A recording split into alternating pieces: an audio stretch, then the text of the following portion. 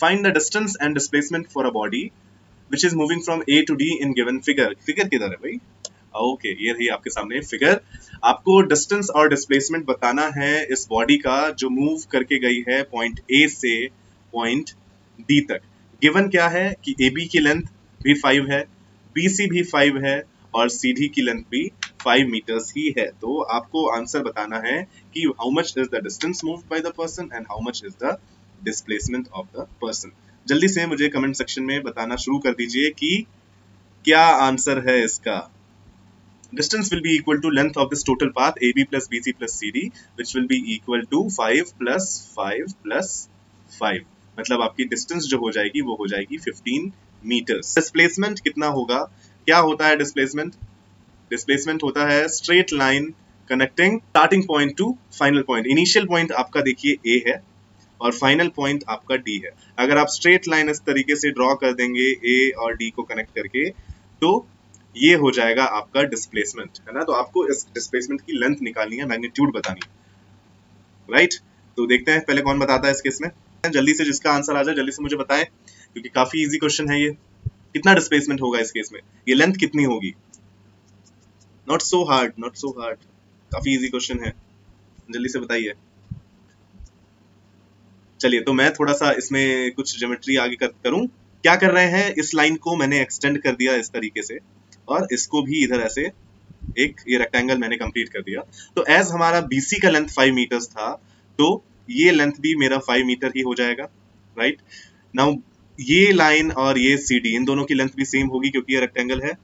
जयंत का आंसर आया है, मैं यहाँ पे लिख देता हूँ साइड में, जयंत का आंसर आया है 5 मीटर्स और तेजा का आंसर आया है √125। लेट्स ट्राई टू सी किसका आंसर सही है, राइट। अब देखिए आपको ए बी तो पता है 5 मीटर्स है और ये लेंथ भी कितनी होगी, मान लीजिए पॉइंट एम है तो ये लेंथ भी हो जाएगी 5 मीटर्स। तो आपके पास जो ट्राइंगल बन के आ रहा है वहां पे वो इस तरीके का कुछ ट्राइंगल बन रहा है आपके सामने। सॉरी, ट्राइंगल मैंने काफी गंदा बनाया है, इसको मैं एक बार रीड्रॉ कर देता हूँ, राइट।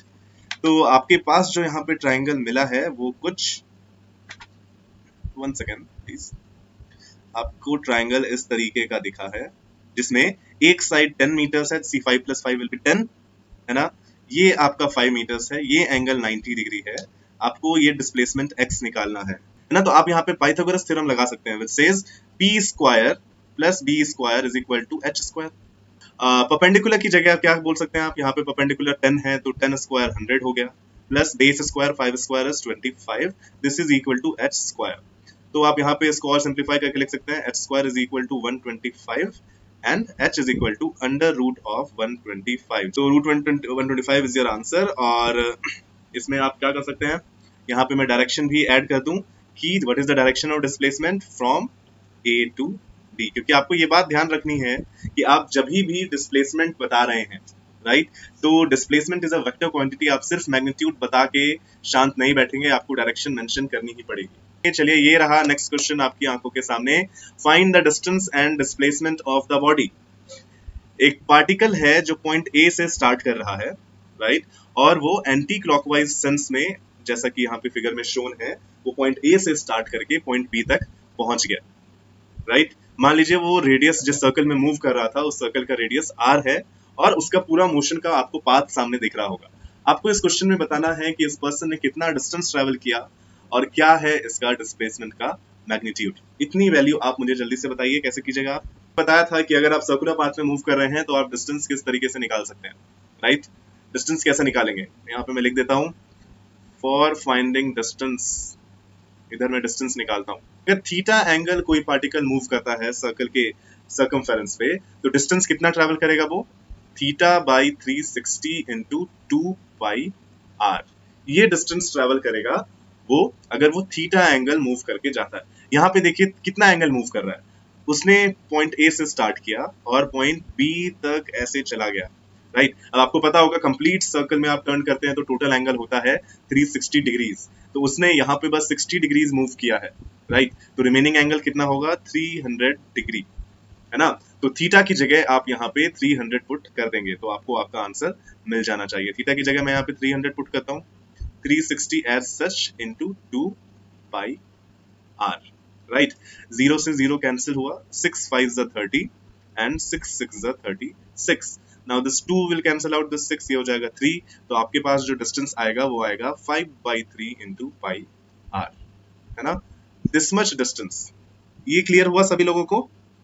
डिस्टेंस हमने कैसे निकाला ये सबको समझ आ गया? चलिए, तो आई गेस ये तो आपको समझ आया होगा। नेक्स्ट पॉइंट में हमें क्या निकालना था, what is the displacement of the body. Displacement क्या होता है? सबसे पहले तो आप डायग्राम में डिस्प्लेसमेंट को ड्रॉ कर लीजिए। डिस्प्लेसमेंट जो होता है वो होता है इनिशियल पॉइंट से फाइनल पॉइंट को कनेक्ट करने वाली स्ट्रेट लाइन। तो हमारा इनिशियल पॉइंट जो है वो है ए, फाइनल पॉइंट है बी।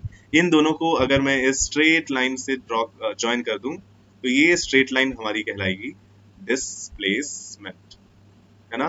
तो आपको इसका लेंथ बताना है। डिस्प्लेसमेंट कैसे निकालेंगे? आप इस ट्राइंगल को ध्यान से देखिए। ये ट्राइंगल आपको दिख रहा है? देखिए ये ट्राइंगल ऐसा है कि ये साइड लेंथ कितनी है, इक्वल टू रेडियस। ये साइड लेंथ कितनी है, ये भी है इक्वल टू रेडियस। तो आपको ये बात तो पता है कि अगर आपका जो ट्राइंगल है उसमें दो साइड्स अगर इक्वल हैं तो उनके अपोजिट के एंगल्स भी इक्वल ही होते हैं, राइट। तो यहाँ पे मान लीजिए ये एंगल है थीटा, तो ये एंगल भी थीटा ही हो जाएगा। ये क्लियर समझ आया आपको? अब देखिए हमें ये बात पता है कि किसी भी ट्राइंगल के सारे एंगल्स का सम कितना होता है, 180 डिग्री। तो थीटा निकालने के लिए मैं यहाँ पे लिख सकता हूँ 60 डिग्रीज प्लस थीटा, ये कितना होना चाहिए, 180 डिग्रीज होना चाहिए। और I can write 60 plus 2 theta is equal to 180 degrees. इसको आप सिंप्लीफाई कीजिए, आपके पास आएगा 2 theta is equal to 180 minus 60, 120, और थीटा कितना आ जाएगा 60 डिग्रीज। तो आपको क्या समझ आया? इससे हमें ये समझ आया कि ये वाला एंगल भी 60 डिग्री होगा। मैं इरेज करके लिख देता हूँ, राइट। हमें इससे ये समझ आ गया कि ये एंगल भी 60 डिग्री होगा, ये एंगल भी 60 डिग्री है। तो ये ट्राइंगल आपका कैसा बन गया? ये ट्राइंगल बन गया हमारा इक्विलेटरल ट्राइंगल, जिसके तीनों एंगल 60 डिग्री ही हैं। तो सारे एंगल 60 डिग्री हैं, इसका मतलब ये एक इक्विलेटरल ट्राइंगल है ना। तो अगर ये साइड आर है, ये साइड आर है, तो लास्ट वाली साइड भी आर ही होगी। तो डिस्प्लेसमेंट कितना हो गया इसका? अब हम यहाँ पे लिख सकते हैं कि ये डिस्प्लेसमेंट जो है वो भी, डिस्प्लेसमेंट की मैग्नीट्यूड कितना है, डिस्प्लेसमेंट भी आपका r मीटर्स के बराबर होगा। और डायरेक्शन कितना है, डायरेक्शन किधर है, फ्रॉम a टू b। तो डिस्प्लेसमेंट का magnitude is r and direction from a to b। Question देखते हैं, नेक्स्ट क्वेश्चन क्या है। ये स्टेटमेंट आपने बहुत जगह बुक्स में लिखा हुआ देखा होगा कि distance is greater than equal to displacement, है ना। तो आपको ये बताना है कि ये नोटेशन ट्रू है या गलत है, ये सही लिखा हुआ है या गलत लिखा हुआ है, कि डिस्टेंस हमेशा डिस्प्लेसमेंट से बड़ी ही हो सकती है, नहीं तो इक्वल होगी। ये सही है क्या? किस केस में distance will be equal to displacement? एक और क्वेश्चन मैं ऐड कर देता हूं कि इफ ट्रू देन एक्सप्लेन।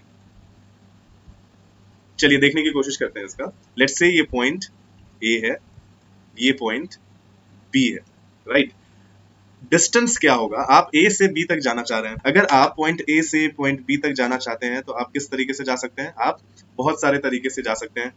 एक तरीका है कि आप स्ट्रेट लाइन पाथ में इस तरीके से मूव करें, राइट। तो अगर आप स्ट्रेट लाइन पाथ में इस तरीके से मूव करेंगे तो डिस्टेंस कितना ट्रैवल किया, इस स्ट्रेट लाइन पाथ के लेंथ के इक्वल, राइट। और डिस्प्लेसमेंट तो होता ही ये है, straight line connecting A and B, है ना।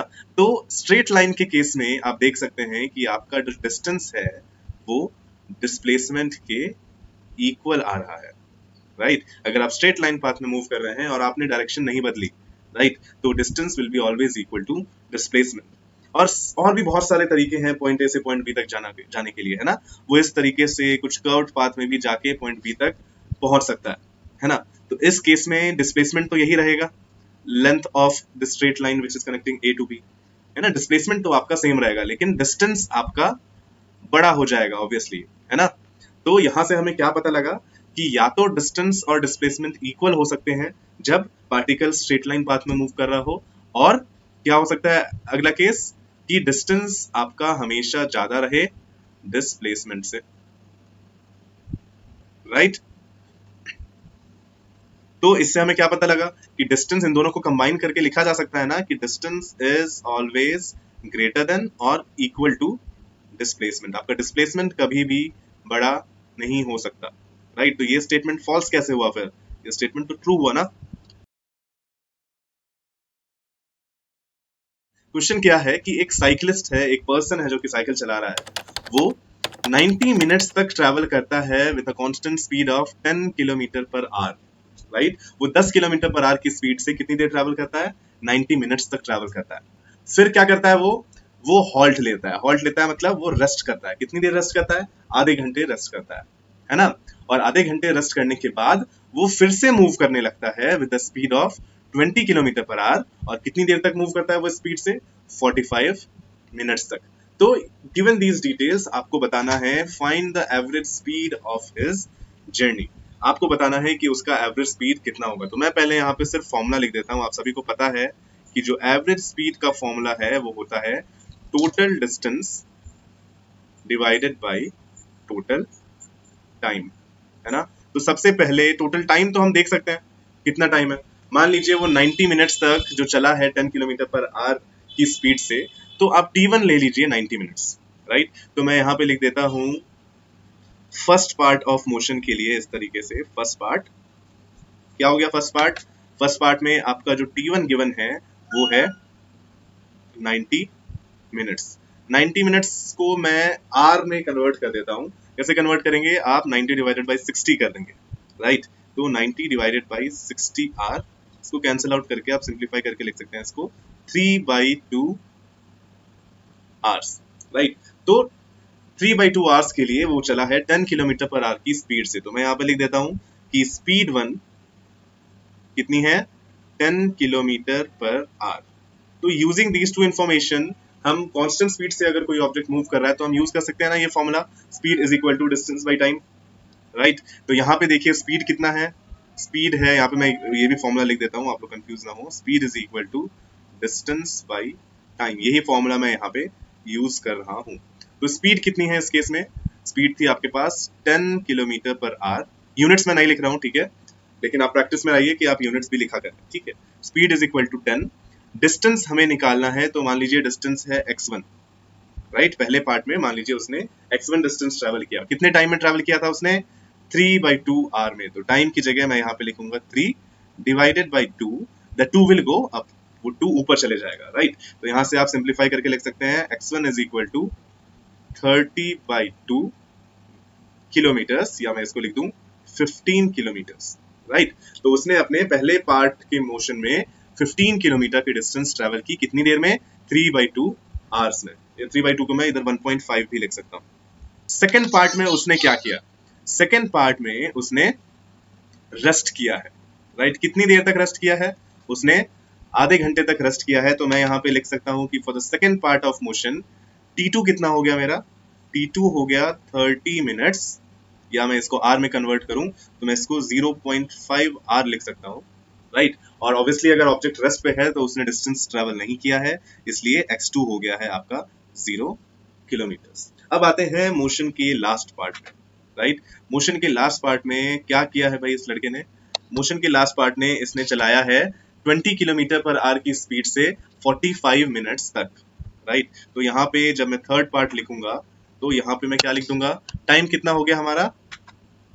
टाइम हमारा हो गया 45 मिनट्स। इसको आप आर में कन्वर्ट करने की कोशिश करेंगे तो आप लिखेंगे T3 इज इक्वल टू, पहले मैं लिख देता हूँ 45 minute, which will be equal to कितना? 45 डिवाइडेड बाई 60 आर, है ना। इसको आप अगर सिंप्लीफाई करेंगे तो आपके पास आएगा 3/4 आर। तो ये आपका टाइम है। स्पीड कितनी है? स्पीड मैं यहाँ पे v3 डाल देता हूँ। v3 आपकी हो गई है, स्पीड गिवन है 20 किलोमीटर पर आवर। तो यहाँ से आप क्या निकाल सकते हैं? यहाँ से आप निकाल सकते हैं कि टोटल डिस्टेंस कितना। क्वेश्चन क्या बोले हैं सर? राउंड ऑफ है। अच्छा, राउंड ऑफ है, ओके। आपने राउंड ऑफ आंसर दिया है, ठीक है। चलिए वेरीफाई करते हैं। तो यहाँ से आप फिर से डिस्टेंस निकालिए। स्पीड की जगह मैं लिख सकता हूँ 20, right, is equal to distance. Distance कितना ट्रैवल किया इसने वो हमें निकालना है। मान लीजिए x3 डिस्टेंस ट्रैवल किया। कितनी देर तक ट्रैवल किया इसने? 3/4 आवर। तो ये जो डिवाइड बाई 4 है वो मल्टीप्लाई में ऊपर चले जाएगा। इसको सिंप्लीफाई कीजिए तो आपके पास जो x3 की वैल्यू आएगी वो आएगी 60 डिवाइडेड बाई 4, जिसको आप सिंप्लीफाई करके लिख सकते हैं फिर से 30 divided by 2, and again this is equal to 15 kilometres, right. तो मैं बाकी इक्वेशन में इसको थोड़ा ऊपर इरेज करके लिखता हूँ। टोटल डिस्टेंस आपको मिल गया है। आपको x1, x2, x3 की वैल्यूज पता है। और आपको टोटल टाइम भी पता है, राइट। तो यही सब का यूज करके हम लोग निकालने की कोशिश करते हैं एवरेज वेलोसिटी। ये मैं इरेज कर देता हूँ, ठीक है, average speed, sorry not average velocity. तो एवरेज स्पीड कितनी आएगी, हमें पता है एवरेज स्पीड का फॉर्मूला, वो फॉर्मूला है total distance by total time. तो मैं यहाँ पे लिख देता हूँ एवरेज स्पीड जो है हमारा वो होगा टोटल डिस्टेंस मतलब x1 plus x2 plus x3 divided by total time मतलब t1 plus t2 plus t3, right. x1 कितना है, देखिए x1 है हमारा 15 किलोमीटर, तो x1 की जगह मैंने लिख दिया 15 किलोमीटर। x2 की जगह मैंने लिखा 0, क्योंकि x2 हमारा यहाँ पे 0 था, ऑब्जेक्ट मूव ही नहीं कर रहा था, और x3 भी हमारा आया था 15 किलोमीटर, तो यहाँ पे ब्रैकेट के बाहर मैंने किलोमीटर लिख दिया। टाइम वन कितना था, टाइम वन था 90 मिनट्स, राइट। 90 मिनट्स हो गया आपका 1.5, 3/2 आया था if you remember.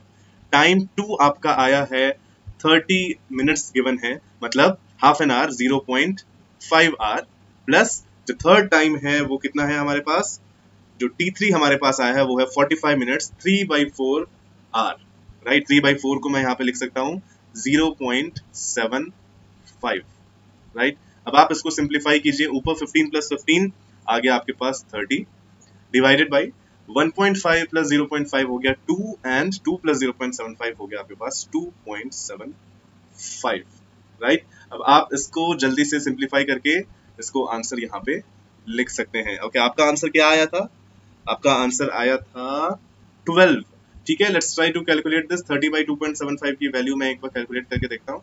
30 divided by 2.75 will give you 10.909 approximately, है ना। तो this much kilometre per hour is your average speed. ये क्लियर हुआ या नहीं हुआ, इतना समझ आ गया आप लोगों को? चलिए, वेरी गुड। तो आई गेस ये इस क्वेश्चन में तो कोई डाउट रहा नहीं होगा आप आपको। नेक्स्ट क्वेश्चन जल्दी से सॉल्व कीजिए, इजी क्वेश्चन ही है ये भी। क्या है ये क्वेश्चन, ये क्वेश्चन है कि a train is travelling from city A to city B. तो पहले एक मैं सिटी ए के लिए पॉइंट बना देता हूँ ए, और ये सिटी बी के लिए पॉइंट बना देता हूँ बी। तो एक ट्रेन ट्रैवल कर रही है सिटी ए से सिटी बी तक, किस स्पीड से, constant speed of 10 metre per second, and returns back, वो ए से बी तक जाती है 10 मीटर पर सेकंड स्पीड से, और बी से ए तक वापस आती है 20 मीटर पर सेकंड स्पीड से। आपको बताना है कि what is the average speed, कितना एवरेज स्पीड है आपको ये यहाँ पे बताना है। जल्दी से आंसर बताइए, बहुत इजी है ये तो। देखते हैं किसका आंसर पहले आता है। तो देखिए, आपने देखा होगा ध्यान से इस क्वेश्चन में कि इस क्वेश्चन में बॉडी कितना डिस्टेंस ट्रैवल कर रही है, या ए और बी के बीच में कितना डिस्टेंस है, वो तो गिवन ही नहीं है, राइट। तो अज्यूम कर लीजिए कि मान लीजिए ए से बी का डिस्टेंस x है, तो मैं यहाँ पे लिख देता हूं let's assume that distance between a and b is distance between a and b is x meters। मान लीजिए x मीटर्स का ये डिस्टेंस है, राइट। तो फर्स्ट पार्ट जब वो मूव कर रहा है a टू b, तो मैं यहाँ लिख देता हूँ for motion a to b। जब वो A से B की तरफ जा रहा है तो उसकी स्पीड मान लीजिए मैं v1 से डिनोट करता हूं, जो कि कितनी है 10 मीटर पर सेकेंड। डिस्टेंस कितना है x, और मान लीजिए उसने t1 टाइम में ये डिस्टेंस ट्रेवल की। तो आप यहाँ पे लिख सकते हैं for A to B speed will be equal to distance upon time, right. तो स्पीड क्या हो जाएगा 10 is equal to distance x divided by time t1, है ना। इसको आप सिंप्लीफाई करके लिख सकते हैं t1 is equal to x divided by 10। ये समझ आया आपको? सिमिलरली b से a जब पर्सन आ रहा है, राइट, तो b से a जब पर्सन आ रहा है तो कितनी स्पीड से आ रहा है, वो आ रहा है 20 मीटर पर सेकंड से। तो मान लीजिए मैं स्पीड को v2 से डिनोट करता हूं, तो v2 is equal to 20 metre per second. Let suppose उसने t2 टाइम में ये डिस्टेंस ट्रेवल किया, तो b से a के मोशन के लिए भी एज स्पीड हमारा कांस्टेंट है, तो मैं फिर से यूज कर सकता हूँ speed is equal to distance upon time. तो मैं यहाँ पे लिख देता हूँ स्पीड है 20, this is equal to distance कितना है फिर से x, तो distance x divided by time t2। यहाँ से मैं लिख सकता हूँ t2 is equal to x by 20। Clear है? तो हमें t1 और t2 पता लग गया इन टर्म्स ऑफ x। अब हमें निकालना था एवरेज स्पीड। तो एवरेज स्पीड का क्या फॉर्मूला होता है? एवरेज स्पीड का फॉर्मूला होता है total distance by total time. अब टोटल डिस्टेंस कितना हो गया, a टू b x, है ना। a से b उसने x डिस्टेंस ट्रेवल किया और वापस वो b से a आया तो उसने फिर से x ट्रेवल किया, तो टोटल डिस्टेंस हो गया आपका 2x divided by total time कितना है, जितना टाइम उसने ए से बी जाने में लिया प्लस जितना टाइम उसने बी से ए वापस आने में लिया, ये आपका हो गया टोटल टाइम, मतलब t1 प्लस t2। तो t1 की जगह यहाँ पे आप इस इक्वेशन से लिख सकते हैं x/10 और t2 की जगह आप लिख सकते हैं x/20। अब हमारे पास बस इसको सिंप्लीफाई करना है, 2x तो ऐसे का ऐसे ही रह गया, 10 और 20 का एलसीएम क्या हो गया 20, right. So this 10 into 2 is 20, 2 into x is 2x plus 20 into 1 20, 1 into x x, ठीक है। इसको सिंप्लीफाई कीजिए, ये 20 आपका ऊपर चले जाएगा, राइट। तो ये आपके पास क्या हो जाएगा 2x into 20 divided by 2x plus x is 3x, ये x x कैंसिल हो जाएगा, तो आपके पास जो एवरेज स्पीड की वैल्यू आ रही है वो आ रही है 40/3 मीटर पर सेकंड। तो ये आपका आंसर है, इसको मैं अंडरलाइन कर देता हूँ, राइट। तो ये क्वेश्चन आप लोगों को समझ आया या नहीं आया? एवरेज स्पीड हमने कैसे निकाला, देखिए डिस्टेंस गिवन नहीं था, इसीलिए हमने डिस्टेंस को अज्यूम कर लिया कि लेट्स से कि डिस्टेंस इज x। फिर हमें स्पीड गिवन थी कि भाई वो a से b तक जा रहा है कांस्टेंट स्पीड से, राइट। मान लीजिए टाइम t1 ले रहा होगा, तो हमने यूज कर दिया कि अगर कांस्टेंट स्पीड से जा रहा है तो speed is equal to distance upon time, तो वो यूज करके हमने t1 का इक्वेशन निकाल दिया इन टर्म्स ऑफ x। सिमिलरली जब वो b से a वापस जा रहा है वहां पे भी हमने फिर से किया speed is equal to distance upon time, हमने फिर से t2 की इक्वेशन निकाल दी x/20 in terms of x। अब हमें फॉर्मूला पता था, एवरेज स्पीड क्या थी, total distance by total time. हमने डिस्टेंस की जगह 2x लिखा, t1 की जगह x/10 लिखा और t2 की जगह x/20 लिखा, इसको सिंप्लीफाई किया और हमारा आंसर आ गया average speed is 40/3 metre per second, right. तो आई गेस आपको वो क्वेश्चन समझ आया। नेक्स्ट क्वेश्चन, एक लास्ट क्वेश्चन कर लेते हैं, उसके बाद इस क्लास को आज फिनिश करेंगे, कल कंटिन्यू करेंगे और भी इसके आगे के क्वेश्चंस, है ना।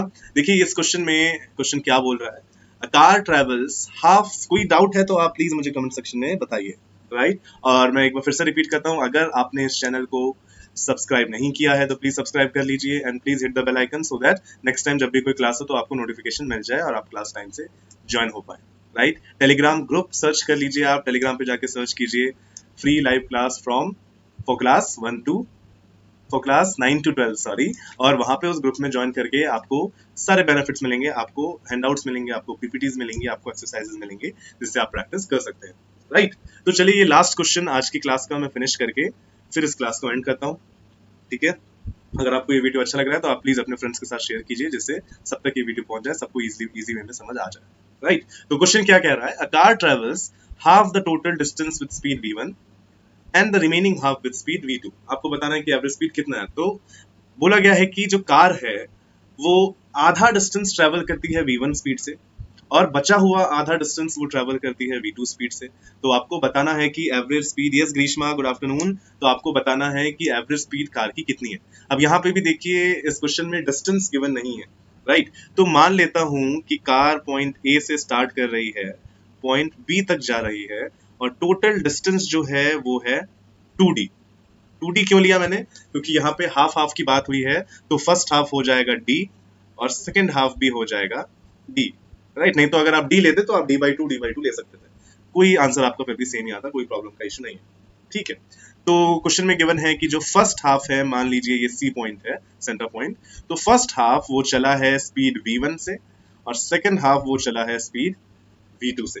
ऑब्वियसली अगर सेम डिस्टेंस आप अलग अलग स्पीड से ट्रैवल करेंगे तो जो आपको टाइम लगेगा ट्रैवल करने में वो डिस्टेंस वो भी अलग अलग होगा। तो मान लीजिए फर्स्ट हाफ उसने t1 टाइम में कंप्लीट किया और सेकेंड हाफ उसने t2 टाइम में कंप्लीट किया, राइट। तो मैं यहाँ पे लिख सकता हूँ कि फॉर फर्स्ट हाफ, पहले हाफ के लिए एट स्पीड इज कांस्टेंट, मैं लिख सकता हूँ speed is equal to distance divided by time.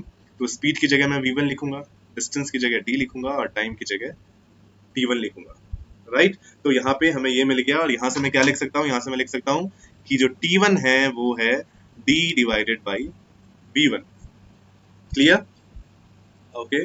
और सिमिलरली मैं सेकेंड हाफ के लिए क्या लिख सकता हूँ, यहाँ पे सेकेंड हाफ के लिए मैं इधर लिखता हूँ, सेकेंड हाफ के लिए मैं लिख सकता हूँ कि स्पीड हमारे पास कितनी है v2, तो speed v2 is equal to distance d divided by time t2। तो यहां से हमारा क्या आ जाएगा, t2 आ जाएगा d डिवाइडेड बाई v2। तो आपके पास t1 और t2 के दो अलग अलग इक्वेशंस आ गए हैं इन टर्म्स ऑफ डी, जो कि हमें नहीं पता, लेकिन हमें पता है एवरेज स्पीड का फॉर्मूला। राइट, क्या होता है एवरेज स्पीड का फॉर्मूला? मैं इधर लिखता हूँ, इधर लास्ट में मैं लिख देता हूँ इधर। एवरेज स्पीड का फॉर्मूला हमें पता है, वो होता है total distance divided by total time. Right, अब टोटल डिस्टेंस कितना ट्रेवल किया, देखिए अगर हाफ डिस्टेंस डी था, अगर अदर हाफ भी डी था, तो टोटल डिस्टेंस हो गया आपका D plus D 2d। Right, and total time कितना हो गया, वो हो गया t1 प्लस t2। t1 कितना है? t1 है आपका d बाई v1, और t2 कितना है? आप इस इक्वेशन से देख सकते हैं, t2 is d by v2। अब हमें बस इसको सिंप्लीफाई करना है, इसको तो मैं चलिए 2d लिख देता हूँ एज सच। ठीक है, यहाँ से मैंने अगर d कॉमन ले लिया तो ये बन जाएगा 1 by v1। Yes, Shiv Shambhu का आंसर है x into 4v1v2 divided by 2x। इसको सिंप्लीफाई कर सकते हो क्या तुम शंभू? प्लस 1 बाई v2, यहाँ से ये d और d कैंसिल हो जाएगा। राइट, अब मैं इसका एलसीएम लेता हूँ, 2 तो आपका एज सच मैंने ऐसे ही लिख दिया है। 1 by v1 plus 1 by v2 को मुझे सॉल्व करना है, उसका एलसीएम हो जाएगा। इसको मैं इरेज करके, इसको वेट एक सेकेंड, मैं इसको इरेज करके थोड़ा फ्रेश जगह पे लिखता हूँ, इधर लिखने की कोशिश करता हूँ। ठीक है, तो यहाँ पे जो आपके पास जो इक्वेशन है वो है 2 divided by 1 by v1 plus 1 by v2। Yes Grishma, सही आंसर दिया है आपने। तो 1 by v1 plus 1 by v2 का एलसीएम क्या हो जाएगा? v1 इंटू v2, ऊपर आएगा आपका v2 प्लस v1। राइट, ये v1 v2 ऊपर चले जाएगा 2 के साथ, तो आपका हो जाएगा ये 2v1 v2 divided by v1 plus v2। So this is your average speed, this is your answer. समझ आया आप लोगों को? ये हमने क्या किया है, देखिए कुछ भी नहीं किया, टोटल डिस्टेंस गिवन नहीं था, लेकिन इतना गिवन था कि आधा डिस्टेंस वो ट्रैवल कर रही है v1 स्पीड से और रिमेनिंग हाफ वो ट्रैवल कर रही है v2 स्पीड से। ठीक है, तो टोटल डिस्टेंस को हमने दो इक्वल पार्ट्स में डिवाइड कर दिया, d और d। फिर हमने दोनों हाफ के लिए एक सेम इक्वेशन लगाई, speed is equal to distance by time. मान लिया हमने कि पहले हाफ में उसने t1 में कवर कर लिया और सेकंड हाफ उसने t2 में कवर किया, तो हमें t1 और t2 की दो इक्वेशंस मिली, जिसमें d एक वेरिएबल था जो कि हमें नहीं पता, लेकिन हमें एवरेज स्पीड का फॉर्मूला पता था, total distance divided by total time. Total distance की जगह हमने 2d लिखा, जो कि टोटल डिस्टेंस है d plus d। Yes, very good Shiv Shambhu, सही बोला आपने, और ग्रीष्मा का भी सही आंसर था। और टोटल टाइम की जगह मैंने t1 प्लस t2 किया, t1 की जगह मैंने लिख दिया d बाई v1 और t2 की जगह मैंने लिख दिया d बाई v2, और इसको सिंप्लीफाई करके हमें जो एवरेज स्पीड निकल के आई है वो है 2v1 v2 divided by v1 plus v2। Clear है? A car travels half of the total time with speed v1 and the remaining half time with speed v2. What is the average speed for the entire journey? तो एक जो car है वो आधे time तक v1 speed से चलता है और नेक्स्ट आधे टाइम वो v2 स्पीड से चलता है। तो आपको बताना है कि पूरे जर्नी का उसका जो एवरेज स्पीड है वो क्या है। तो यहाँ पे देखिए उसने आपको टाइम नहीं दिया है और डिस्टेंस भी नहीं दिया है कि कितना टोटल टाइम उसने चला।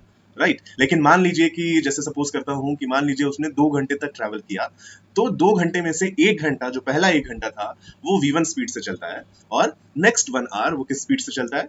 v2 स्पीड से। तो यहाँ पे खैर 1 घंटा भी नहीं दिया हुआ है, तो हम ऐसा कर लेते हैं कि let's take that the total time is 2t, है ना। तो यहाँ पे मैं लिखता हूँ कि लेट्स से, और let's take the total time, let's take the total time as 2t।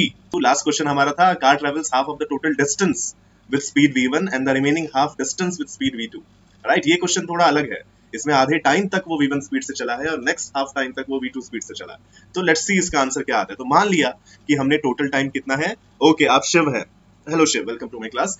तो मान लिया कि टोटल टाइम 2t है, तो मैं यहाँ पे थोड़ा सा यहाँ पे डायग्राम बना देता हूँ। आप किसी भी क्वेश्चन आप फिजिक्स का अटेम्प्ट कर रहे हो, राइट, तो उसमें आप हमेशा ट्राई कीजिए कि एक रफ डायग्राम बना लें, है ना, उससे आपके क्वेश्चंस करने में आपको काफी बेनिफिट मिलता है। तो मान लीजिए पॉइंट ए है, ये पॉइंट बी है और ये इसने टोटल जर्नी की है।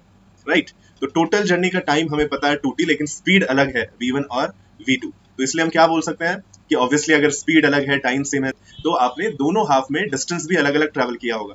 तो मान लीजिए उसने फर्स्ट t टाइम में ये डिस्टेंस ट्रेवल किया इतना, जिसको मैंने लिख दिया है d1, और सेकंड t टाइम में उसने d2 डिस्टेंस ट्रेवल किया। राइट, फर्स्ट हाफ में वो कितने स्पीड से चल रहा था? v1 स्पीड से, और सेकंड हाफ में वो v2 स्पीड से ट्रेवल कर रहा था। अब देखिए हमें तो एक ही फॉर्मूला पता है, राइट, हमें तो एक ही फॉर्मूला पता है कि एवरेज स्पीड का जो फॉर्मूला है वो है total distance divided by total time. एक ही तो फॉर्मूला होता है, और तो कोई फॉर्मूला हमने पढ़ा ही नहीं है, राइट। तो इसी फॉर्मूला का यूज करके हम देखिए कैसे करेंगे इसको, ठीक है। तो हम देखिए, हमें डिस्टेंस तो नहीं पता है, d1 भी नहीं पता है, टाइम भी नहीं गिवन है, लेकिन हमें ये पता है कि वो फर्स्ट हाफ एक कांस्टेंट स्पीड v1 से वो चला है। तो फर्स्ट हाफ के लिए हम यहाँ पे ये लिख सकते हैं ना, फर्स्ट हाफ के लिए हम लिख सकते हैं कि speed is equal to distance upon time because speed was constant. तो मैं क्या लिखूंगा, मैं यहाँ पे लिख देता हूँ फॉर फर्स्ट हाफ, पहले हाफ के लिए स्पीड थी आपकी v1 एंड v1 is equal to distance, distance कितना ट्रैवल किया उसने, d1 divided by time t। तो यहां से देखिए मैं डिस्टेंस क्या लिख सकता हूं, यहां से मैं डिस्टेंस लिख सकता हूं कि d1 is equal to v1 into t। इसमें कोई डाउट नहीं होगा आप लोगों को। देखिए जो भी आपको जब भी कोई डाउट हो तो आप प्लीज मुझे इधर कमेंट सेक्शन में बताइए जिससे मैं क्लियर कर सकूं। चलिए सेकंड हाफ के लिए देखते हैं, सेकंड हाफ के लिए वो किस तरीके से चला है, v2 स्पीड से चला है ना। तो v2 स्पीड से चला है जो कि कांस्टेंट स्पीड है। तो v2 स्पीड के लिए भी हम क्या लिख सकते हैं, speed is equal to v2, distance कितना है हमारा, डिस्टेंस मान लीजिए उसने d2 ट्रैवल किया, डिवाइडेड बाय टाइम t। आपको देखिए यहाँ पे ये ध्यान रखना है, पिछले क्वेश्चन और इस क्वेश्चन में डिफरेंस आपको समझना है। पिछले क्वेश्चन में ये गिवन था जो हमने, आपने अगर पिछला क्वेश्चन नहीं देखा है तो प्लीज प्रीवियस वीडियो में चेकआउट कीजिए उसको, राइट। उसमें था कि अ car travels half of the total distance, वो मान लीजिए उसने 2 किलोमीटर ट्रैवल किया तो 1 किलोमीटर v1 से चला और नेक्स्ट 1 किलोमीटर वो v2 से चला। लेकिन ये अलग क्वेश्चन है, इसमें क्या है कि मान लीजिए वो टोटल 2 घंटे ट्रैवल कर रहा है, उसमें से 1 घंटे वो v1 से चला और दूसरे घंटे v2 से चला। तो इसमें वो दोनों अलग अलग डिस्टेंस ट्रैवल करने वाले हैं, है ना, टाइम सेम है इसमें। तो यहाँ से सेकंड इक्वेशन से भी आप क्या लिख सकते हैं, आप दूसरा डिस्टेंस लिख सकते हैं कि distance is equal to, cross multiply कीजिए और ये हो जाएगा आपका v2 इंटू t, राइट। तो ये दोनों इक्वेशंस मैंने इस तरीके से लिख दिए हैं। अब एवरेज स्पीड के फॉर्मूला पे हम इसको अप्लाई करते हैं। टाइम तो हमें पता है, टोटल टाइम कितना हो जाएगा, टोटल टाइम हो जाएगा t1 प्लस t2 जो कि दोनों t के इक्वल है, राइट। तो टोटल डिस्टेंस आपका हो जाएगा टोटल टाइम आपका हो जाएगा 2t। तो मैं यहाँ पे इसको लिख देता हूँ कि अब एवरेज स्पीड हम निकालने की कोशिश कर रहे हैं। Average speed is equal to total distance which is d1 plus d2 divided by total time t plus t, जिसको मैंने यहाँ पे लिख दिया है 2t। कोई डाउट नहीं है इसमें, है ना। अब d1 की जगह आप देखिए यहाँ से d1 को लिख सकते हैं v1 इंटू t, है ना। सिमिलरली आप d2 की जगह लिख सकते हैं v2 इंटू t। तो मैंने यहाँ पे लिख दिया है v2 into t divided by total time 2t। आप देखिए यहाँ पे न्यूमरेटर से आप t कॉमन ले लीजिए, तो क्या बन जाएगा, t कॉमन आपने लिया तो ये बन गया v1 plus v2 divided by this 2t। इस t ने इस t को मारा, है ना, बिल्कुल खत्म कर दिया मार के। फिर क्या बचा आपके पास जम्बू, आपके पास बचा average speed is equal to v1 plus v2 by 2। तो ये हो गया है आपका आंसर, ठीक है। मैं इसको इस तरीके से ब्रैकेट में डाल देता हूँ कि आपकी जो एवरेज स्पीड आई है वो है v1 प्लस v2 बाई 2। तो आई गेस आपको ये क्लियर हो गया होगा काफी अच्छे तरीके से, ठीक है। तो अगर ये क्वेश्चन आपको समझ आ गया तो नेक्स्ट क्वेश्चन का आपको सही आंसर देना पड़ेगा, ठीक है। तो let's move on to next question. Should we move on करूं मैं नेक्स्ट क्वेश्चन पे, उसका आंसर जल्दी से आप लोग सब अपनी देखिए। एक मैं आपको बता चुका हूं पहले भी कि जब भी आप मेरी क्लास में आए तो प्लीज एक पेन नोटबुक, मेरी क्लास के किसी भी क्लास में जाएं तो आप एक नोटबुक और एक पेन अपने साथ रखिए। जो भी क्वेश्चंस यहाँ पे दिए जा रहे हैं आप ट्राई कीजिए कि साथ के साथ आप सॉल्व करें, राइट। तो उससे क्या होगा, जैसे ऐसे जनरली क्या होता है कि हम जब भी कोई सॉल्व क्वेश्चन देखते हैं, चाहे वो फिजिक्स का हो चाहे वो मैथ्स का हो, तो जब हम सॉल्व क्वेश्चन देखते हैं तो हमें लगता है हाँ यार इसमें क्या था, ये तो बिल्कुल लुल्लू पुल्लू सा क्वेश्चन है, ये तो हो जाएगा सॉल्व, और हमें समझ भी आ जाता है। लेकिन वैसे इस क्वेश्चन में इतना हार्ड नहीं था। I am talking in general कि अगर कोई भी हार्ड भी क्वेश्चन हो कोई जो आपके दिमाग में वो क्लिक ना कर रहा हो, अगर आप सोल्यूशन नहीं देखते, लेकिन आपके सामने सोल्यूशन होता है, आप देखते हो तो आपको समझ आ जाता है। लेकिन जब सिमिलर कोई क्वेश्चन आपका एग्जाम में आ जाता है तो आप वहां पे अप्लाई नहीं कर पाते, राइट। इसका यही रीजन है क्योंकि आप लोग क्वेश्चंस के साथ प्रैक्टिस नहीं करते, आप फाइट नहीं करते हैं, आप जल्दी से सॉल्यूशन की तरफ भाग जाते हैं। तो सॉल्यूशन मत देखिए, पहले आप क्वेश्चन देखिए, पूरा ट्राई कीजिए, बहुत देर तक अपना सर मारिए उस पे क्वेश्चन पे, लास्ट में जाके आप सॉल्यूशन अपना वेरीफाई कीजिए आपका जो भी सॉल्यूशन आ रहा है। तो इससे क्या होगा, आपका थिंकिंग प्रोसेस डेवलप होगा, और थिंकिंग प्रोसेस डेवलप होने से ही आप एग्जाम्स में क्वेश्चन कर पाएंगे। ओके तो आई होप आपका ये क्वेश्चन क्लियर होगा, काफी इजी क्वेश्चन था। नेक्स्ट क्वेश्चन पे मूव ऑन करते हैं। चलिए तो नेक्स्ट क्वेश्चन है आपके सामने, if a car travels 2/5 of the total distance with speed v1 and remaining obviously 3/5 होगा with speed v2, then the average speed is. तो यहाँ पे डिस्टेंस फिर से नहीं दिया हुआ है, लेकिन बोला गया है कि जितना भी डिस्टेंस था टोटल उसका 2/5 जो डिस्टेंस है वो उसने ट्रेवल किया v1 स्पीड से, और जो रिमेनिंग 3/5 डिस्टेंस है वो उसने ट्रैवल किया v2 स्पीड से, तो आपको क्या बताना है कि उसकी एवरेज स्पीड कितनी है। तो देखिए यहाँ पे डिस्टेंस गिवन नहीं है, लेकिन डिस्टेंस का कुछ पोर्शन गिवन करके क्वेश्चन है, राइट। तो आप क्या करेंगे, यहाँ पे इजी क्वेश्चन को बनाने के लिए आप किस तरीके से इसको कर सकते हैं कि आपको बोला गया है कि 2/5 ऑफ अ डिस्टेंस जो उसने v1 स्पीड से ट्रैवल किया है, राइट। तो आप ऐसा कर सकते हैं कि मान लीजिए पूरा जो टोटल डिस्टेंस है वो 5d के इक्वल है। आप d भी ले सकते हैं, लेकिन उसको बाद में आपको ब्रेक डाउन करने में आपको न्यूमेरिकल में थोड़ा मुश्किल आएगा, फ्रैक्शन सॉल्व करने पड़ेंगे। इसलिए मैं क्या कर सकता हूँ, मैं बोल सकता हूँ कि यहाँ पे लेट्स से कि टोटल डिस्टेंस इज 5d। लेकिन उससे पहले चलिए मैं पहले लिख देता हूँ, फिर डायग्राम बनाता हूँ। So let's say that the total distance travelled, answer बताइए, जल्दी से सॉल्व करना शुरू कर दीजिए आप लोग, ठीक है। Let's say that the total distance is 5d। यहाँ पे मैं एक रफ डायग्राम बना देता हूँ, जो कि आपको ध्यान रखना है, आप हर एक क्वेश्चन में बनाएंगे, किसी भी चैप्टर का वो क्वेश्चन। मान लीजिए कि ये है हमारा पोर्शन ए, पॉइंट ए जहां से उसने स्टार्ट किया, और ये है पॉइंट बी जहां को वो जा रहा है, ठीक है। और ये इन दोनों के बीच का टोटल डिस्टेंस है जो कि है 5d। लेकिन फर्स्ट जो 2/5 ऑफ द डिस्टेंस है वो उसने, मान लीजिए ये टोटल 5d है, तो ये डिस्टेंस इधर तक होगा 2d, ये पॉइंट में सी बोल देता हूँ। तो ये हो गया आपका डिस्टेंस 2d, और रिमेनिंग डिस्टेंस कितना हो जाएगा 3d, है ना। टोटल कितना था, टोटल था 5d, है ना। तो आप देख सकते हैं ये जो डिस्टेंस है a से c तक वो क्या है 2/5 ऑफ द टोटल डिस्टेंस, और जो डिस्टेंस है c से b तक वो कितना हो गया, वो हो गया 3/5 ऑफ द टोटल डिस्टेंस। तो क्वेश्चन क्या बोल रहा है कि 2/5 ऑफ द टोटल डिस्टेंस जो है वो उसने किस स्पीड से ट्रैवल किया है, वो उसने ट्रैवल किया है v1 स्पीड से, और जो रिमेनिंग 3/5 है बाद वाला वो उसने ट्रैवल किया है v2 स्पीड से, ठीक है। तो एवरेज स्पीड का हमें फिर से मैं उसी तरीके से करेंगे, हमें तो एक ही फॉर्मूला पता है भाई एवरेज स्पीड का, कि average speed is equal to total distance divided by total time. कोई डाउट नहीं, है ना। क्योंकि देखिए ये सिंपल क्वेश्चंस है, एक ही फॉर्मूला यूज करना है, total distance by total time. लेकिन हमें फिर से डिस्टेंस नहीं गिवन था, तो डिस्टेंस हमने अज्यूम कर लिया, टाइम निकालने की कोशिश करेंगे। तो मान लीजिए उसने ये जो पहला 2/5 ऑफ द डिस्टेंस है वो उसने t1 टाइम में किया कंप्लीट, और जो रिमेनिंग 3/5 है सपोज करते हैं कि वो t2 टाइम में उसने कंप्लीट कर लिया। तो फर्स्ट हाफ के लिए हम इक्वेशन, फर्स्ट हाफ नहीं, मैं बोलूं कि first part of the motion के लिए मैं यहाँ पे इक्वेशंस लिखता हूँ for a to c, a से c तक के लिए मोशन, राइट। उसके लिए इक्वेशंस लिखना, किस स्पीड से मूव किया इसने a से c तक, v1 स्पीड से, कांस्टेंट है, राइट। तो हम क्या लिख सकते हैं, speed is equal to distance upon time. तो मैं यहाँ पे लिख देता हूँ speed v1 is equal to distance कितना है 2d divided by time t1, right. इसको आप सिंप्लीफाई कीजिएगा तो आप यहाँ पे डिस्टेंस के टर्म में लिख दीजिए, ऐसा कीजिए। एक तो इक्वेशन ये आ गई, ठीक है। फिर जब हम लिखेंगे फॉर C2B, किसी का आंसर आया, जल्दी से जिसका आंसर आया कमेंट कीजिए, मेरी तरफ से इनाम मिलेगा। इनाम क्या होगा वो तो आपको आंसर देने के बाद ही पता लगेगा। फॉर C2B आप क्या लिख सकते हैं, स्पीड है आपकी v2, this is equal to distance, distance कितना है 3d divided by time t2।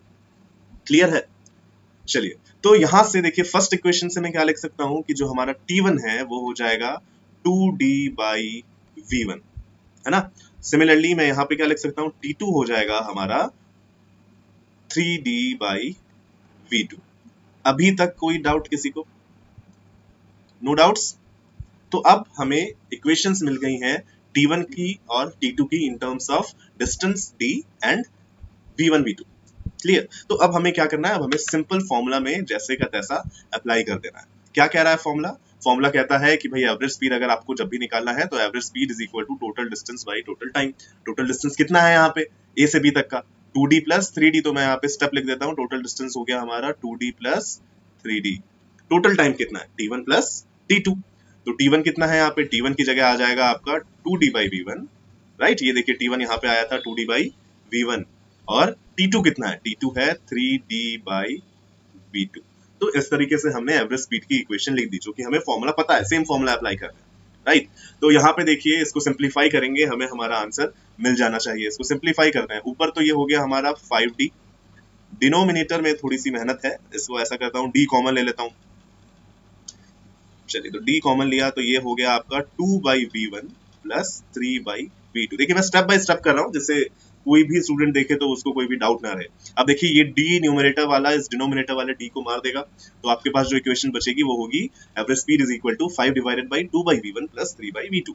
इसको सिंप्लीफाई करते हैं, चलिए 5 तो एज सच आ गया, 2/v1 प्लस 3/v2, इसका जब आप एलसीएम लेंगे तो आपके पास यहाँ पे आ जाएगा v1 v2, राइट। फिर आप क्या करेंगे, v1 into v2 is equal to v1 v2, then v2 into 2, I guess आपको एलसीएम लेना तो आता होगा, राइट। तो यहाँ पे आपके पास हो जाएगा 2v2 प्लस 3v1, इसको मैं थोड़ा ब्रैकेट्स में डाल देता हूँ, क्लियर। अब ये जो यहाँ पे v1 v2 है वो ऑब्वियसली न्यूमरेटर में चले जाएगा, राइट। आप इसको उस फॉर्म में लिखना चाहे तो भी लिख सकते हैं, तो ये v1 v2 जो है ये चले जाएगा इस न्यूमरेटर के पास। तो आपके पास जो इक्वेशन बचेगी वो बचेगी average speed is equal to 5v1 v2 divided by 3v1 plus 2v2। ये आपका आंसर हो जाएगा एवरेज स्पीड का। समझ आया या नहीं आया, प्लीज टेल मी। किसी को भी समझ आया, ये सबको समझ आ गया या नहीं आया, जल्दी से बताइए। सॉल्यूशन आपके सामने है, हमने क्लियरली इसको किया है, ठीक है। एक ही फॉर्मूला यूज कर रहे हैं, एवरेज स्पीड का एक ही फॉर्मूला ही होता है, total distance by total time. आपको हर बार यही देखना है कि क्या वेरिएबल्स गिवन है, क्या हम अज्यूम कर सकते हैं। Under what conditions average speed will be equal to average velocity. कौन से वो कंडीशंस होंगे जिसमें एवरेज स्पीड और एवरेज वेलोसिटी हमारा सेम आएगा। तो आपसे जब भी ऐसा क्वेश्चन पूछा जाए ना कि किस कंडीशन में ये दोनों चीजें इक्वल होंगी, तो आपको उसमें क्या करना है, आपको सिर्फ इतना करना है, आप पहले तो सबसे पहले इन दोनों का फॉर्मूला लिख लीजिए, क्योंकि ऐसे तो हो सकता है समझ ना आए आप लोगों को कि क्या है, क्या करना है, क्या नहीं करना है। तो सबसे पहले तो आप दोनों का फॉर्मूला लिख लीजिए। अच्छा येलो कलर हटा देता हूँ मैं, व्हाइट स्क्रीन पे तो दिखेगा नहीं, है ना। तो यहाँ पे लेट्स से कौन सा कलर लूँ, ब्लू ले लेता हूँ, ठीक है। तो मान लीजिए मैंने यहाँ पे सबसे पहले लिख दिया कि भैया हमारा एवरेज स्पीड जो है वो होता है total distance by total time, right. Similarly आप यहाँ पे एवरेज वेलोसिटी लिखेंगे। एवरेज वेलोसिटी क्या होती है, एवरेज वेलोसिटी होती है total displacement by total time. ये भी यहाँ पे लिख देता हूँ, average velocity is total displacement divided bye. सब लोग कहाँ चले गए, सो गए क्या? कमेंट कीजिए यार, ऐसे कैसे कर रहे हो, कमेंट करके आंसर बताइए। Total displacement by total time, answer दो भाई, हमारा मन कैसे लगेगा, ये सब मुझे पता है ऑलरेडी। जब तक आप बताइएगा नहीं समझ आ रहा है नहीं आ रहा है, कुछ बातें कीजिए। ऐसे तो क्लास में हम लोग जनरली क्या बोलते हैं, टीचर्स बातें नहीं करनी है, लेकिन टीचर से तो बात कर ही सकते हैं, राइट। तो आप यहाँ पे जल्दी से बताइए। देखिए आपने ये यहाँ पे लिख दिया एवरेज स्पीड होता है total distance by total time, average velocity होता है total displacement by total time, right. तो ये दोनों क्वेश्चन में पूछ रहे हैं कि क्या कंडीशंस होंगी जब एवरेज स्पीड और एवरेज वेलोसिटी सेम हो जाए। तो आप ये देखिए एवरेज स्पीड के ऊपर लिखा हुआ है, टाइम तो दोनों सेम ही रहेगा, राइट। तो डिनोमिनेटर तो आपको देखना ही नहीं है।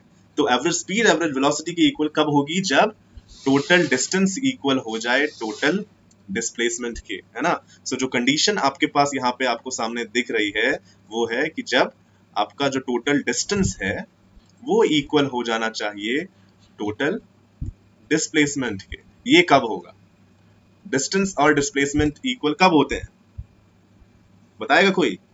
देखिए डिस्टेंस और डिस्प्लेसमेंट इक्वल होते हैं जब एक पार्टिकल स्ट्रेट लाइन पाथ में मूव ऑन करता है बिना डायरेक्शन बदले, राइट। जैसे सपोज कीजिए वो इस पॉइंट ए से स्टार्ट कर रहा है, इस पॉइंट बी तक वो जा रहा है और वो स्ट्रेट लाइन पाथ में इस तरीके से उसने किया है ट्रैवल, राइट। तो डिस्टेंस कितनी हुई, ये वाली length, right, length of this line is distance. Displacement भी कितना होगा, स्ट्रेट लाइन पाथ ही है तो डिस्प्लेसमेंट भी आपका इतना ही हो गया। तो इस केस में हो गया कि आपका डिस्टेंस और डिस्प्लेसमेंट बराबर है, इसलिए एवरेज स्पीड भी आपकी एवरेज वेलोसिटी के इक्वल हो जाएगी।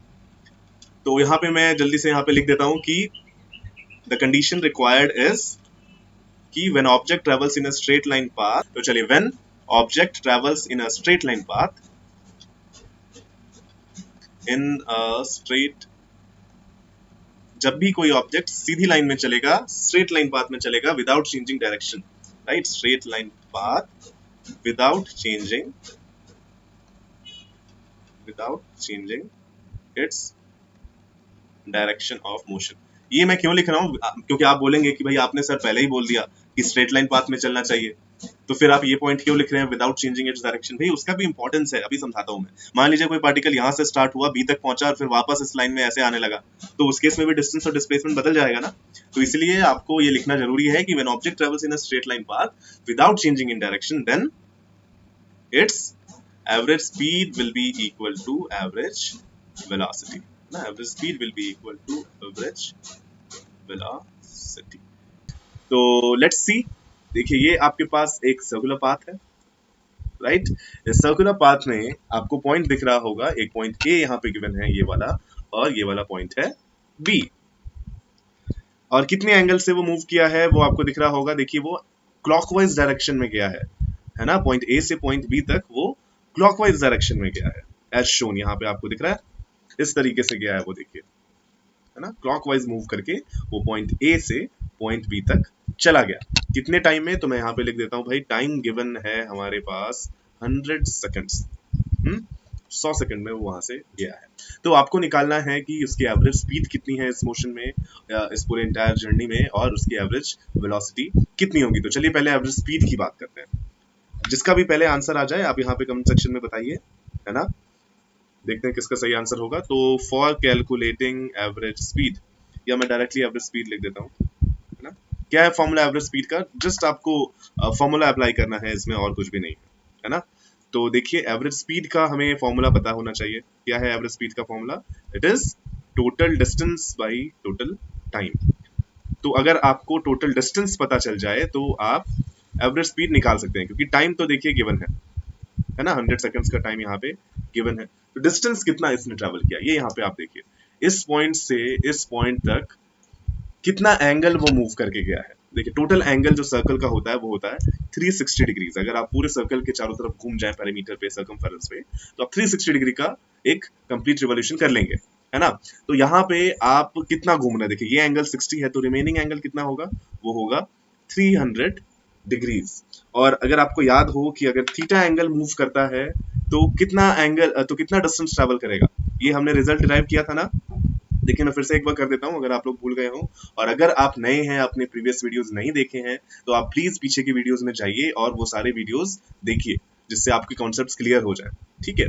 तो मैं यहाँ पे एक बार फिर से कर देता हूँ, देखिए तो टोटल 360 डिग्रीज अगर आप घूमते हैं तो टोटल डिस्टेंस जो आप ट्रैवल करते हैं वो होता है सर्कमफेरेंस ऑफ सर्कल, राइट, जो कि कितना है 2 पाई आर, ठीक है। अगर आप 1 डिग्री घूमेंगे तो कितना हो जाएगा, 2 पाई आर डिवाइडेड बाई 360, है ना। और अगर आप थीटा डिग्रीज मूव करेंगे तो कितना हो जाएगा, 2 pi r into theta divided by 360, है ना। तो इस केस में आप कितने एंगल घूम रहे हैं, ये पर्सन जो है ए से बी जा रहा है क्लॉकवाइज सेंस में, कितना एंगल घूम के गया, 300 डिग्रीज घूम के गया, है ना। तो थीटा की जगह आपको कितना डालना है, 300। लेट्स सी हमारे पास क्या रिजल्ट आता है टोटल डिस्टेंस का। सो इन दिस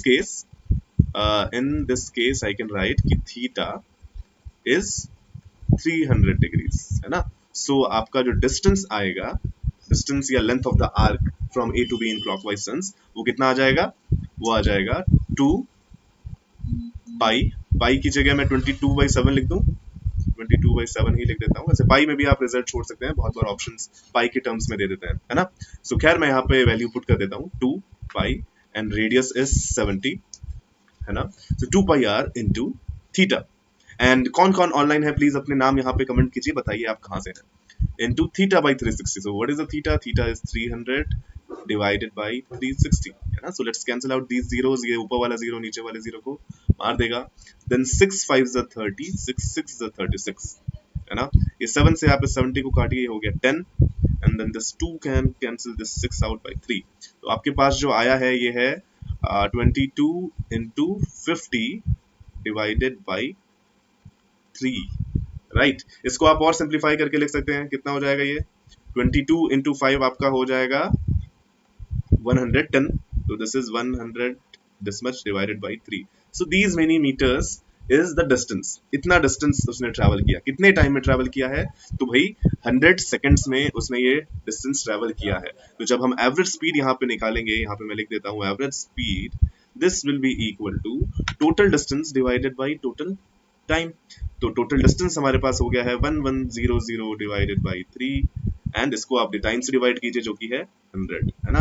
तो ये आपके पास आ गया 11/3 and put the units, units क्या है, मीटर पर सेकंड, है ना। तो ये आपके पास जो वैल्यू आई है वो आ गई है एवरेज स्पीड की वैल्यू। कोई डाउट है इस क्वेश्चन में आपको, एवरेज स्पीड निकालने में आपको कोई प्रॉब्लम आई क्या, प्लीज कमेंट करके बताइए। ओके तो आई विल अज्यूम कि आपको ये तो समझ आया होगा, काफी सिंपल है, हम ऐसे बहुत सारे क्वेश्चंस पहले कर चुके हैं, तो एवरेज स्पीड आपको समझ आ गया होगा। फिर अभी हमें नेक्स्ट क्वेश्चन क्या पूछ रहा है, इस क्वेश्चन का जो सेकंड पार्ट है वो पूछ रहा है कि determine his average velocity also. तो एवरेज वेलोसिटी क्या होता है? एवरेज वेलोसिटी का डेफिनेशन है total displacement divided by total time. तो यहाँ पे अब हमें डिस्प्लेसमेंट की बात करनी है, इसको मैं इरेज कर देता हूँ, है ना, ये सारी चीजें इरेज कर देता हूँ, आई होप आपको समझ आ गया होगा ये। तो मैं इसको इरेज करता हूँ and then we'll talk about average velocity in this case। अगर आपके पास नोटबुक है, जैसा कि मैं हमेशा बोलता हूँ कि जब भी आप मेरी क्लास में आए तो प्लीज एक साथ में एक रफ नोटबुक लेके बैठे, है ना, तो उससे क्या होगा, जो भी क्वेश्चंस आएंगे आप साथ में मेरे साथ सॉल्व कर सकते हैं, then we both can verify, है ना, कि आंसर सही है कि नहीं। चलिए तो अब बात करते हैं हम एवरेज वेलोसिटी की। एवरेज वेलोसिटी का फॉर्मूला क्या होता है, मैं यहाँ पे लिख देता हूँ पहले, जो कि होता है हमारा total displacement by total time, right. तो average velocity is total displacement by total time। तो बताइए यहाँ पे कमेंट करके कि डिस्प्लेसमेंट कितना है। अगर इसका रेडियस गिवन है 70 मीटर्स तो डिस्प्लेसमेंट कितना है इस केस में, ये आप जल्दी से मुझे बताइए कमेंट करके। Total displacement by total time is your average velocity, है ना। तो इस केस में डिस्प्लेसमेंट आपको कितना दिख रहा है? देखिए डिस्प्लेसमेंट क्या होता है, इनिशियल से फाइनल पोजीशन तक का स्ट्रेट लाइन डिस्टेंस, है ना। आप इनिशियल पॉइंट को फाइनल पॉइंट से ज्वाइन कर देंगे तो उन दोनों के बीच का जो स्ट्रेट लाइन पाथ है, जो शॉर्टेस्ट पाथ है, उसी को कहा जाता है डिस्प्लेसमेंट। तो देखिए ये पॉइंट ए है इनिशियल पॉइंट, ये पॉइंट बी है फाइनल पॉइंट, आप इन दोनों को स्ट्रेट लाइन से ऐसे कनेक्ट कर देंगे तो ये डिस्टेंस जो है वो आपका हो जाएगा डिस्प्लेसमेंट के इक्वल, स्ट्रेट लाइन पाथ, है ना। अब यहाँ पे हमें पहले डिस्प्लेसमेंट निकालना है, बस टाइम तो गिवन ही है। तो देखिए यहाँ पे हमने इस टाइप का एक क्वेश्चन पहले भी किया था, देखिए ये आपका रेडियस है, ये डिस्टेंस, है ना। सिमिलरली ये जो डॉटेड लाइन आपको दिख रही है ये भी रेडियस है। तो ये जो ट्राइंगल आपके सामने है उस ट्राइंगल के दो साइड्स इक्वल है ना, तो उनके अपोजिट एंगल्स भी सेम होंगे। मान लीजिए ये वाला एंगल x है, ये वाला एंगल x है। अब हमें पता है कि टोटल ट्राइंगल, जो ट्राइंगल के जितने भी इंटीरियर एंगल्स हैं सबका सम, तीनों एंगल्स का सम कितना होना चाहिए, 180 डिग्री। तो हम यहाँ पे क्या लिख सकते हैं, इधर we can write 60 plus x is 2x, this is equal to 180 degrees। you can write 2x is equal to 120 और x is equal to 60 degrees। तो इससे आपको क्या पता लगा कि इस ट्राइंगल के सारे एंगल्स 60 डिग्री हैं, मतलब ये कैसा ट्राइंगल है, this is an equilateral triangle, है ना। तो अगर ये इक्विलेटरल ट्राइंगल है मतलब जो आखिरी साइड बची उसका भी लेंथ आपका होगा r। तो हमें डिस्प्लेसमेंट पता लग गया, डिस्प्लेसमेंट जो है उसका मैग्नीट्यूड है r मीटर्स एंड डायरेक्शन क्या है, a टू b। डायरेक्शन हमेशा आप मेंशन कीजिएगा जब भी डिस्प्लेसमेंट की बात हो, और डायरेक्शन क्या होती है, इनिशियल टू फाइनल। ये आपको समझ आ गया। तो यहाँ पे मैं एक बार डिस्प्लेसमेंट भी यहाँ पे लिख देता हूँ साइड में, जिससे आपके सामने रिटर्न में भी रहे, है ना। डिस्प्लेसमेंट हो गया है आपका r मीटर्स एंड डायरेक्शन है a टू b। क्लियर है? तो चलिए इस फॉर्मूला में पुट करते हैं, एवरेज वेलोसिटी के फॉर्मूला में, which is total displacement divided by total time. Question तो सॉल्व हो गया राइट, बस अभी आपको पुट कर देना है। तो यहाँ पे जब हम निकालेंगे एवरेज वेलोसिटी तो वो हम लिखेंगे total displacement which is r divided by total time 100, है ना। तो r की जगह आप 70 डालिए, 100 की जगह 100 ही डालेगा, तो ये कितना हो गया, 0.7 मीटर पर सेकंड अलोंग, या यहाँ पे लिख सकते हैं आप फ्रॉम a टू b।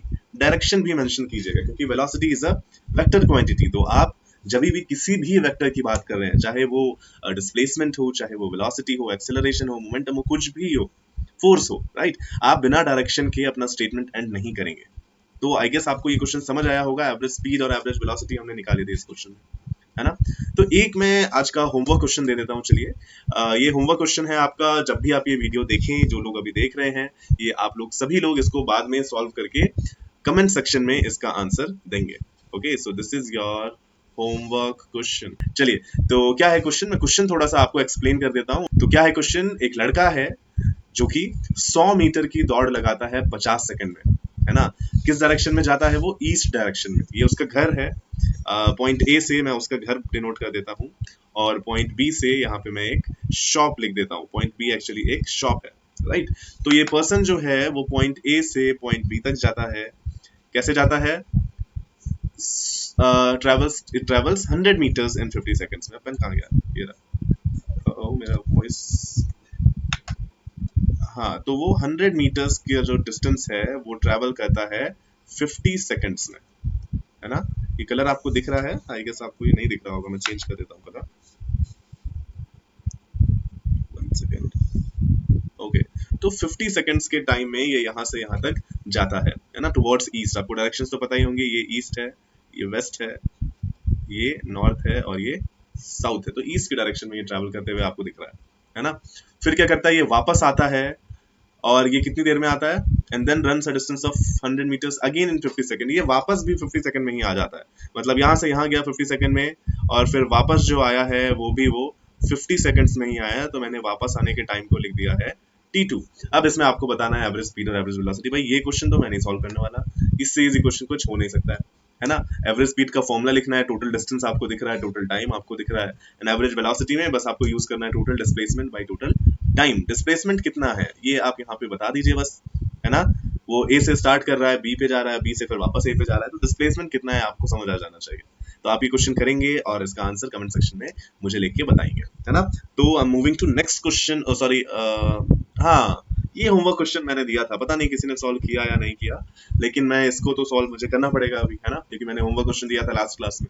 क्या है ये क्वेश्चन, देखिए कि एक पार्टिकल है जो पॉइंट ए से स्टार्ट करता है, ये है पॉइंट ए, है ना, और ये यूनिफॉर्म स्पीड से ट्रैवल कर रहा है। कितनी है uniform speed, π/4 metre per second की इसकी स्पीड है, और इस सर्कल का रेडियस है 2 मीटर, है ना, ये डिस्टेंस आपका 2 मीटर्स है, और वो काउंटर क्लॉकवाइज डायरेक्शन में ऐसे जा रहा है। आपको पहला ऑप्शन जो है वो चेक करना है सही है कि नहीं। पहला ऑप्शन है the time taken to reach point C is, point C तक, यहां से स्टार्ट करके वो पॉइंट सी तक कितनी देर में पहुंचेगा, ये निकालने की पहली कोशिश करते हैं, राइट। तो ये डायग्राम है, मैं चीजें जो गिवन है वो लिख देता हूँ।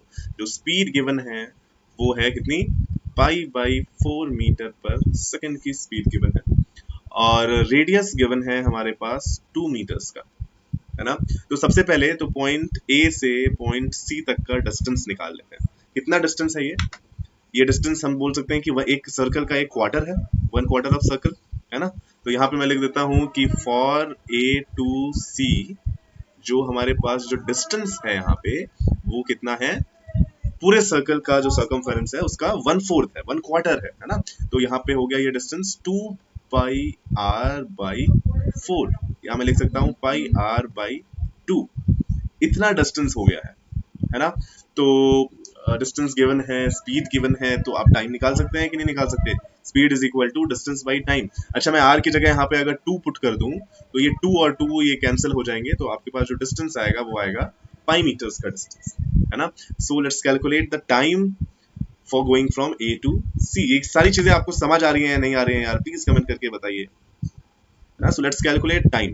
तो टाइम हमारा कितना हो जाएगा, कैसे कैलकुलेट करेंगे, देखिए हमें पता है कि speed is equal to distance by time. तो टाइम कितना हो जाएगा, डिस्टेंस डिवाइडेड बाई स्पीड। तो यहाँ पे देखिए time is equal to distance divided by speed. Distance कितना है, पाई, इसको डिवाइड करना है आपको स्पीड से, स्पीड इज π/4, है ना। So this 4 will go in the numerator, ये पाई पाई कैंसिल हो जाएगा, तो आपके पास टाइम आ जाएगा 4 सेकंड्स, है ना। तो हमें ये बात तो समझ आ गई कि वो पॉइंट ए से पॉइंट सी तक कितने टाइम में जा रहा है, 4 सेकंड में जा रहा है, 4 सेकंड्स में जा रहा है, राइट। सो इसका मतलब हमारा ये जो फर्स्ट ऑप्शन है ये तो भाई करेक्ट है, first option is correct. Okay, कुछ लोग ऑनलाइन आए हैं तो आप प्लीज जल्दी से मुझे कमेंट करके बताइए आप लोग कौन है, कहाँ से हैं, अपने नाम दर्शन दीजिए, राइट। तो ऑप्शन बी चेक करते हैं। देखिए ऑप्शन बी क्या है, the direction of instantaneous velocity at t is equal to 4 is westward. बोल रहा है ऑप्शन बी कि जो इंस्टेंटेनियस वेलोसिटी है at t is equal to 4 second वो क्या है, वेस्ट डायरेक्शन में। तो अभी अभी हमने देखा कि t इज इक्वल टू 4 पे ये कहाँ पे होगा, t इज इक्वल टू 4 पे भाई जो पार्टिकल है वो हमारा पॉइंट c पे आ जाएगा, देखिए, है ना। तो पॉइंट c पे इसकी वेलोसिटी की डायरेक्शन ये होगी ना, अलोंग द टेंजेंट। तो ये कौन सी डायरेक्शन है, हमें अभी पता है ये वेस्ट डायरेक्शन है ना, ईस्ट वेस्ट नॉर्थ साउथ। तो ऑप्शन बी भी सही है भाई, है ना, कि yes at t is equal to 4 second direction of velocity is along west. So हमारा ऑप्शन बी भी सही है। यहाँ पे मैं ऑप्शन ए ऑप्शन बी दोनों सही है। फिर ये क्या पूछा गया है, डायरेक्शन ऑफ एवरेज वेलोसिटी। क्या होगा डायरेक्शन ऑफ एवरेज वेलोसिटी, देखिए मैंने बताया है एवरेज वेलोसिटी की डायरेक्शन क्या होती है, हमेशा इनिशियल टू फाइनल पोजीशन, इनको आप स्ट्रेट लाइन पाथ कीजिए इनिशियल पॉइंट से फाइनल पॉइंट।